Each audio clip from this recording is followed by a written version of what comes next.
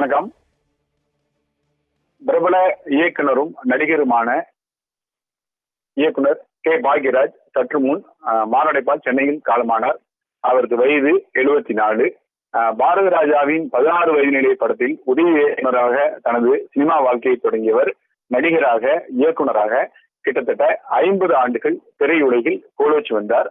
இந்நிலையில் அவர் சற்று முன் மாரடைப்பால் காலமாகியுள்ளார். நடிகை குஷ்புவின் திருமணத்திற்காக குடும்பத்தோடு கோவா சென்று வந்தவர் இன்று காலை திடீரென மாரடைப்பால் காலமானார். இவருடைய படங்களும், இவர் நடித்த படங்களும், இவர் இயக்கிய படங்களும், இவருடைய பேச்சும் தமிழ் திரையுலகில் காலத்தால் அழிக்க முடியாத விஷயங்களா இருக்கிறது. குறிப்பாக இவர் இயக்கிய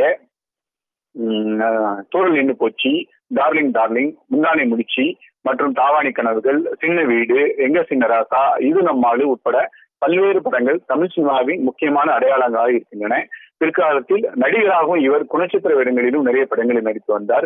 கதை நாயகனாகவும் நடித்து வந்தார். கொங்கு பகுதியைச் சேர்ந்த பாக்யராஜ் 50 ஆண்டுகளாக தமிழ் சினிமாவில் மிக முக்கியமான இயக்குநராக இருக்கிறார். குறிப்பாக திரைக்கதையின் தந்தை என்று சொல்லப்படுகிறார். இந்திய அளவில் பாக்யராஜினுடைய திரைக்கதையும் அவர் இயக்கிய படங்களும் முக்கியமான விஷயமாக கருதப்படுகிறது. இந்தியில் கூட இவர் இயக்கிய படங்கள் மொழிமாற்றம் செய்யப்பட்டுள்ளன. அங்கும் இவர் படங்களை இயக்கியுள்ளார்.